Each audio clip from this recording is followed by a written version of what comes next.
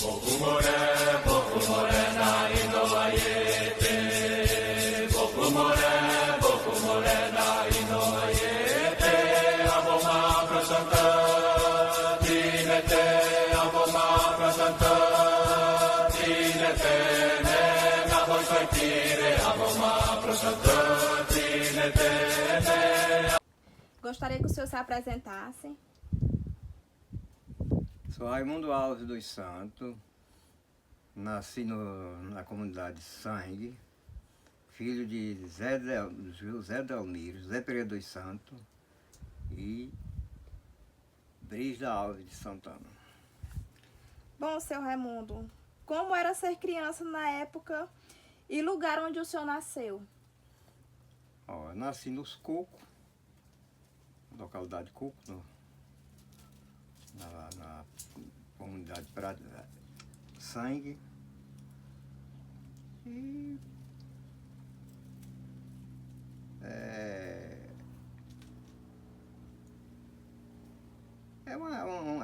foi um período muito bom. Período diferenciado do de hoje. Por vários motivos, né? A liberdade era maior do que hoje. As obrigações eram mais pesadas, porque tinha as tarefas para ser cumpridas na escola, na roça. Então, mas é uma infância que a gente tem saudade. Certo. E como era ser criança na... Acho que ela fez essa pergunta, não fez? Minha gente. Quem eram os pais e avós? Eram indígenas? Não. Os pais eram portugueses, descendentes de português. Os pais e avós eram descendentes de português. Era descendente do coronel, do comandante e coronel na época do Brasil colonial. Era Cipriano Borges Leal.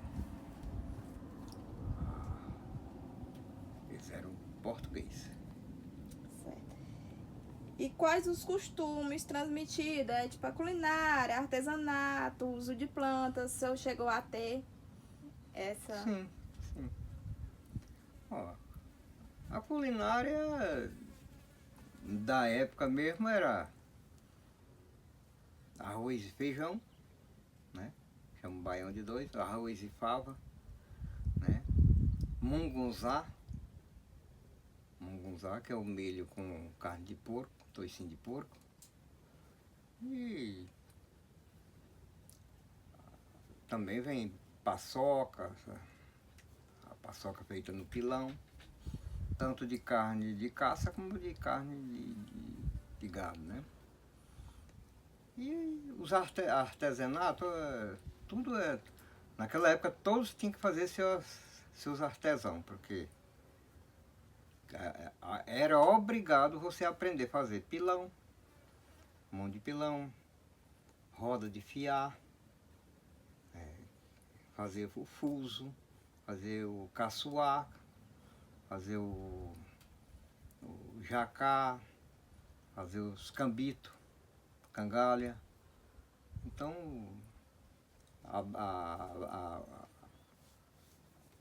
quem era jovem, no caso, a pessoa que era acima de 13 anos, o homem acima de 13 anos, ele tinha que aprender a usar o badog, flecha, chama brecha, uma brecha. Então são esses artesãos que a gente usava. Arpão para pegar peixe, né? Mas tudo era artesanal, tudo era feito pela própria pessoa. Você não achava para comprar, né? E as mulheres, elas tinham que aprender a fiar, né? Tecer, tem que fazer o tiar para poder tecer. Tudo era, como é que diz? Era uma coisa de origem da própria pessoa. A pessoa imaginava e fazia. E sobre o antepassado, indígena, seu antepassado falava alguma língua diferente? Que o senhor se lembre? Não, nunca. Não falava, já era, né, nessa época já era mesmo o português. O português, porque a língua tupi-guarani, a língua guarani foi perdida no século XVII, né? Então ela, depois do Brasil colonial, todo mundo fala português. E de uma forma meio esquisita, porque no Nordeste a gente tinha várias formas de falar, como vou dar uma embaixada. Então, o nordestino tinha esse sotaque, né? Eu vou dar uma embaixada. Uhum. Então, preguiça de falar. Cortava a história. E havia alguma lenda, alguma história, falava-se dos encantados? A lenda sempre existiu, porque só que ela era mais acreditada, mas sempre teve a lenda, né? Dos encantados, que a gente via em alguns lugares. No sangue mesmo tinha a cavala. A cavala é um pássaro, né? Noturno, é uma ave noturna.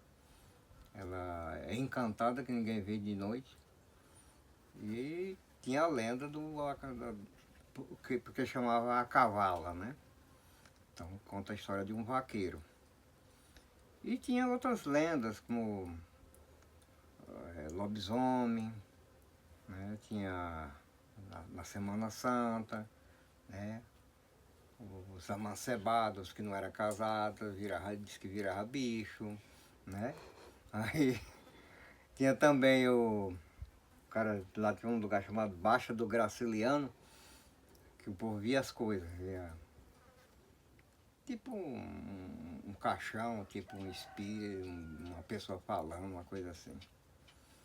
E tinha também pra cá, perto da minha casa, onde eu morava, tinha uma baixada de areia também, que a gente via as coisas. Eu mesmo cheguei a ver.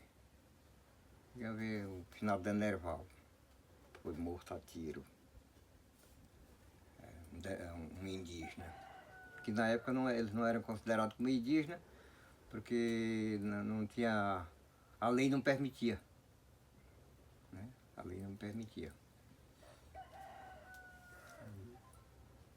São essas coisas que a gente conta de lenda, né? Mas existe. A lenda o espírito existe, as coisas, as visagens existem. Né? Nem para todos, mas existe. Eu mesmo já vi muita coisa, parecido com espírito, com essas coisas. E o senhor é indígena? Sou declarado indígena porque de que forma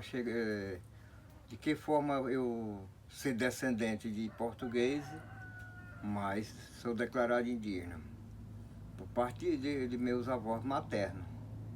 Minha mãe era indígena do Vale do Itaueira,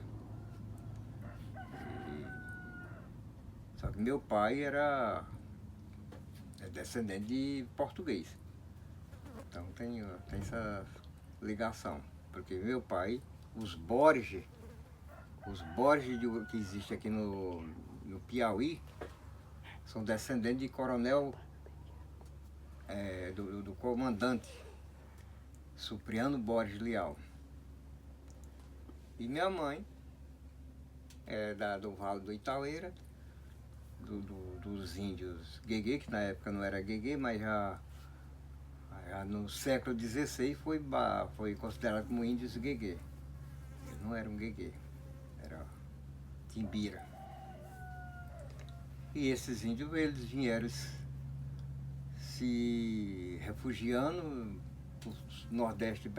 o sudoeste do Piauí, aonde conseguiram fazer uma pequena aldeia no Vale do Sangue, no Riacho do Sangue, que foi o massacre feito pelo o coronel e comandante Supriano Borges Leal, no século XVI. Então, sou indígena, sim.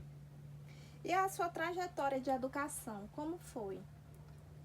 A educação naquela época era muito boa. Talvez fosse até melhor do que a de hoje. Tinha mais diversão, né? Se caminhava, no meu caso mesmo, era 4 quilômetros para ir e vir para a escola. Não é como hoje que vai tudo para o computador, para celular. Então era aquele negócio que você aprendia fazendo, aprendia a ler e escrever. Porque tinha o ABC, né? Tinha o ABC, a juntação das letras e a separação das sílabas, né? E quando você atingia o terceiro ano, no terceiro ano você já sabia mais coisa do que hoje, né? Porque eu mesmo, no terceiro ano, eu fiz o terceiro, o quarto e o quinto ano, num ano só, né? Só era fazendo as provas e passando. E não é como hoje que você recebe ajuda de governo, então não tinha ajuda de governo, né? Naquela época não existia SUS, não existia nada dado pelo governo, tudo era particular, né? Às vezes juntava os 8, 10 pais e fazia aquela escolinha. Aquela escola era num barraco. A mesma coisa quando eu fui para Pratiana nos anos em 59, não tinha escola. E a escola da Pratinha foi eu que iniciei. E era uma casinha de bode, né? De dia era aluno, de noite era os bodes que dormiam. Então, ser estudante do passado é mais... o povo era mais criativo, os alunos eram mais criativos, porque não tinha em que pesquisar, não. Vai. E a sua trajetória de trabalho? Boa. Boa porque... Começou a trabalhar muito novo ou não? Geralmente a gente começava a trabalhar com 6 anos, né? 6 anos você começava a trabalhar. Aí trabalhava e aos 15 anos você se desligava dos pais, né? Tinha que fazer sua própria roça, porque já estava aquela fasezinha de namoro. Já queria né? casar. Aí já queria casar e aí você já tinha aquela roça, já cobrava do pai um pouco dos cereais para beber suas pingas. E era uma vida, como é que diz? Boa. Liberta. A pessoa tinha mais obrigação, né? Não é como hoje que você vai, quando vem trabalhar, quando vem trabalhar, os pais já morreram de botar força, né? Para educar um filho, porque...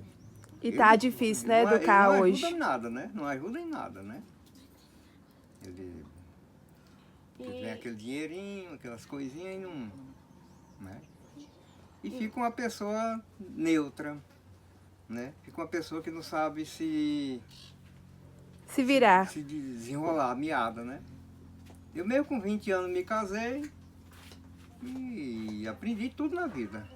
Pedreiro, carpinteiro, motorista, mecânico, topógrafo, tudo eu faço, né? Porque como é que diz? A vida ensinava a gente a viver. A vida antiga ensinava a pessoa a viver. E você sofreu algum preconceito por ser descendente indígena? Por ser indígena? Sim, sim, porque isso a gente começou no 2016, e aí Foi reconhecido, não, foi Ué. autodeclarado em 2016, 2016, né? e como é que diz? A pessoa recebe aquela pressa, a própria saúde do município, né? A Secretaria de Saúde não reconhecia, achava que era mentira, o prefeito também achava que era mentira, e aí era aquela. Ninguém acreditava, né? E como até hoje ainda existe ainda os problemazinhos. Agora, ser indígena não é nem é mais e nem menos de cumprir o que você é. Você se declara o que você é, porque português nós não somos. Né? Eu não tenho um parente português, porque se eu chegar em Portugal, eu não sei quem é meus parentes. Então, tem que ser indígena, né? Há parentes que se identificam como indígenas? Seus parentes? Tem. Depois que eu e uma irmã minha se declararam, em 2016, aí a gente conseguiu declarar a família quase toda. E o Uns que, 80% da família. e o que o senhor acha da história que os indígenas no Piauí foram exterminados? Olha, na verdade foram exterminados. Foram exterminados porque os governos, naquele período do Brasil, que o Brasil era antes da democracia, né? Que era um país do regime militar. Então, ser negro, ser indígena, então era proibido. Era proibido, assim como foi proibido mulher votar, né? A mulher não votava. Era proibido um bocado de coisa que no regime militar foi. Mas isso só no papel. As pessoas meio não, elas tinham medo de se declarar indígena com medo da própria morte, né? Ser indígena, a pessoa não declarava por quê? Para declarar tinha que ir para cima de uma propriedade alheia. E indo para essa propriedade alheia, aí o proprietário naquela época tinha mais força do que hoje, porque não tinha a lei indígena, a proteção indígena, não tinha os quilombos, a lei de proteção ao negro. O negro era discriminado e ser indígena, e ser indígena mesmo, tanto lá no Amazonas como. Pronto, aqui do Maranhão para frente já era discriminado. Né? Era discriminado, achava por isso que só no Brasil, só quando. As leis já existiam, só que não era liberado, como é hoje na democracia, né?